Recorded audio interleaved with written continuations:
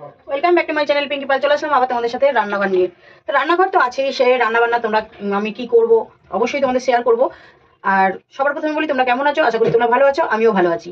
আর অনেক কথা আছে, অনেক গল্প আছে, সবই করব। আগে চলো দেখিয়ে নিই আজকে কি মেনু আছে, কি রান্না আছে। আজকে রোববার, কি রান্না করতে পারি, কি রান্না হতে চলেছে, কি রান্না চেঞ্জ হচ্ছে, সবটাই তোমাদের কাছে শেয়ার করব।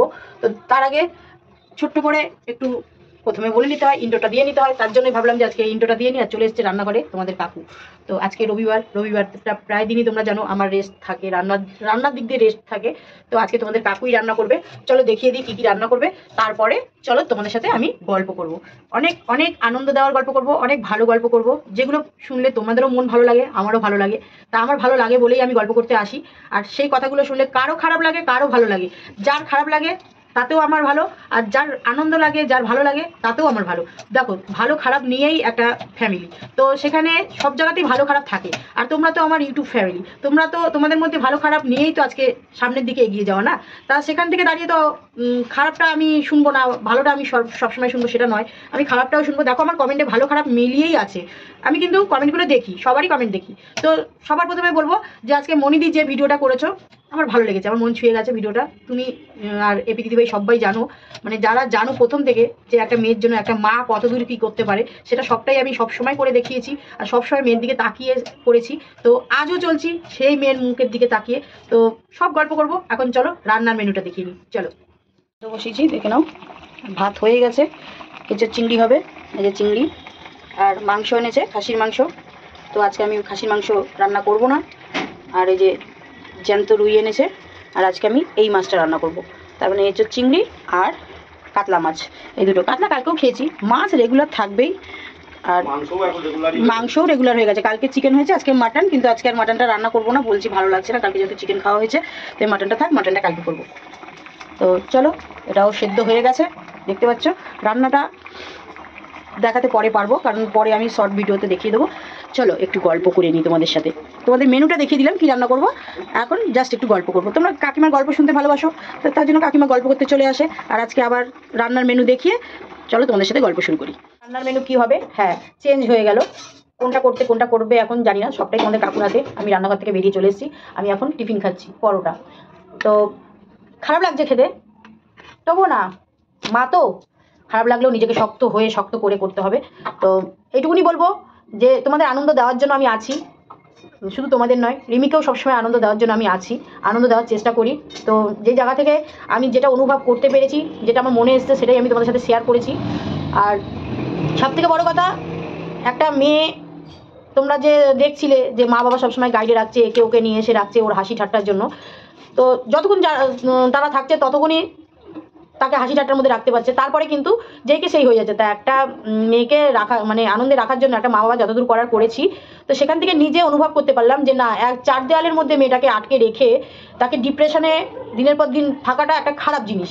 তো সেখান থেকে ডাক্তারও বলেছে, ডাক্তারের সাথেও আমি একটা সাজেশন নিয়েছিলাম, ডাক্তারও বলেছে ওকে বাইরে বেরোতে দিন, ওকে বাইরে 5 জনের সাথে মিশতে দিন। তো সেখানে ওকে ওষুধও ছাড়তে বলেছে, যে ওষুধগুলো খায় ও, তোমাদের সবসময় দেখায় যে আমি ওষুধ খাচ্ছি, সেই ওষুধগুলো আমি ওকে বারণ করি দেখাতে না। কারণ দেখো, ও যেটা খাচ্ছে সেটা তো সারা জন্মের নয়, সেটা জাস্ট ডিপ্রেশনের জন্য রাতের পর রাত ঘুমায় না।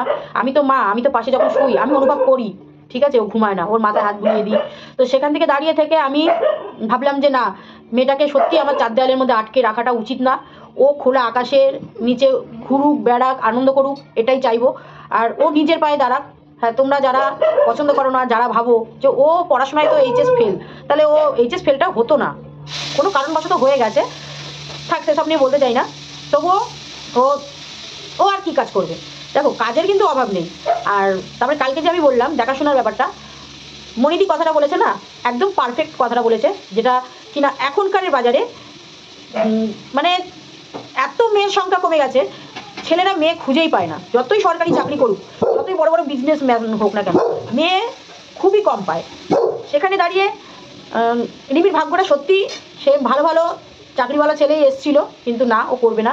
ও বাইরে বেরিয়ে নিজের পায়ে দাঁড়িয়ে নিজে কিছু কাজ করে দেখাতে চায়। অবশ্যই আমি মা, তারপরে তো বাবা আছেই, আমাদের আশীর্বাদ সবসময় ওর সাথে থাকবে। আশা করি সবসময় যতদিন বেঁচে থাকবো ওর পাশে আশীর্বাদটা থাকবে।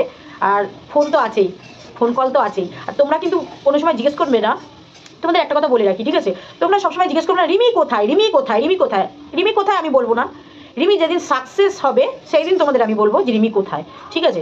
তো চলো, সবাই একটাই কামনা করবে রিমি যেন সামনের দিকে এগিয়ে যেতে পারে। রিমি যেন ও সব কিছু নিজেকে মেনটেন করে সব কিছুকে নিয়ে সামনের দিকে, সবসময় আমি বলি না, আমি যেরকম সামনের দিকে এগোনোর চেষ্টা করি, আমি একটা বুড়ি হয়ে যখন সামনের দিকে এগোনোর চেষ্টা করি, ওদের তো অল্প বয়স, ওদের এখন এগিয়ে যাওয়ার সময়, ওদের পিছনের দিকে ঘুরে তাকানোর সময় না। কিন্তু সেই জায়গা থেকে আমি মেয়েটাকে পারছিলাম না, কেন? সবসময় গাইডে রাখতে চাইছিলাম যে হয়তো আবার কিছু খারাপ ঘটবে, হয়তো আবার কিছু হবে। আর তারপরে তোমরা কিছু পাবলিক মানে যারা হেটার্স, তারা তো বসে থাকো হা করে, কখন একটা এই পালবাড়ির খুঁত পাবে সেই নিয়ে বসে যাও। তো আমি সেই কারণেই আমি মেয়েকে সবসময়তেই ঘরের মধ্যেই রাখতাম। আর নিয়ে বেরোলে তোমরা দেখেছো আমরা নিজেরাই নিয়ে বেরোতাম, বা যাকে আনার, বা ওই যে রিয়া বলো, রঞ্জন বলো, অপূর্ব বলো, বৌমা বলো, সবাই আমার বাড়িতে এসে থেকেছে। তা আমি সেই দিক দিয়েও চিন্তা করলাম, কালকেও বলেছি, দিচ্ছি পরে দিচ্ছি। তো কালকেও আমি বলেছি যে ওরা যেই জায়গা থেকে দুজনে, যেমন অপূর্ব বৌমাকে নিয়ে থাকে তো, যতই রিমিকে নিয়ে থাকুক, পাশে বৌমা ও দুজনে ঘুরছে, রঞ্জন রিয়া ঘুরছে, ও কিন্তু একাকিত্বই থাকছে, ঠিক আছে? সেইগুলোও আমি অনুভব করেছি। করাতে আমি তখন চিন্তা করলাম না, এই মেয়েটাকে আমার ঘরে আটকে রাখলে একদমই চলবে না, কারণ তিলে তিলে তাহলে আমি মেয়েটাকে হারিয়ে ফেলবো। আর একটা মা কখনোই চাইবে না যে তার সন্তান, সে আমি না, তোমাদের ক্ষেত্রেও বলছি, তোমরা যারা মা, তাদের যদি ছেলেই থাকুক বা মেয়েই থাকুক, সবসময় কিন্তু ছেলে মেয়ের মুখের দিকে তাকিয়ে হাসিটাই চিন্তা করবে। আর আমি সেটা আজ থেকে নয়, তোমরা প্রথম থেকে যারা আমাকে দেখছো বা চিনছো, সবাই কিন্তু দেখেই যাচ্ছ যে মেয়ের হাসির জন্য আমি কি না করেছি, তোমাদের কাকার বিরুদ্ধে গিয়েও কি না করেছি। তো সেখানে দাঁড়িয়ে আজকের দিনে এত বড় বড় কিছু ঘটে গেছে মেয়ের জীবন থেকে, তারপরেও কি আমি চাইবো মেয়েটা আরও কষ্ট পাক? না, আমি চাইবো না, আমি মা হয়ে চাইবো না। হয়তো আমার কিছুদিনে কষ্ট লাগবে মেয়েকে দূরত্ব রেখে, যেহেতু আজকে 9টা মাস কাছে রেখেছি। ভালো থাক, এটুকু বলবো, ও ভালো থাক, সুস্থ থাক, নিজের পায়ে দাঁড়াক, এগিয়ে যাক। আর যদি মানে কালকে মজাদার ভিডিও দিয়েছি আমি, দিদা হবো, সেটা তো ক্লিয়ার করেই দিলাম বিকেলবেলায়, দিদা আমি হব, অবশ্যই হব। আর নিজের সন্তানের দিদা কোন মা চায় না হব না? কোন মা চায় না?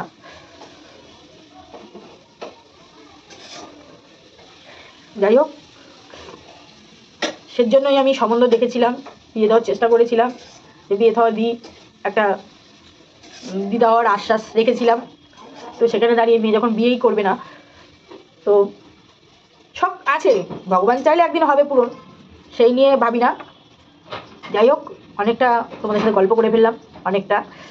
তো শুধু এইটুকুনি বলবো, যখন রিমি লাইভে বেশি আসবেও না, ও ইউটিউব পছন্দ করছিলও না, আর এখন তো ইউটিউব থেকে বেরিয়ে গেছে। হ্যাঁ, ওকে ইনস্টাতে তোমরা ভিডিওতে পাবে, কারণ ও রিলস করতে আগাগোড়াই ভালোবাসে, আর রিলসও করবে আর করছেও, দেখতে পাবে, রিলসে দেখতে পারবে। আর রিমি যেদিকেই যাক, যেটাই করুক, আশা করি ভালো করবে, ওর ভালো হোক। যারা ওকে ভালোবাসো সবসময় একটাই কামনা করবে, ওর ভালো হোক।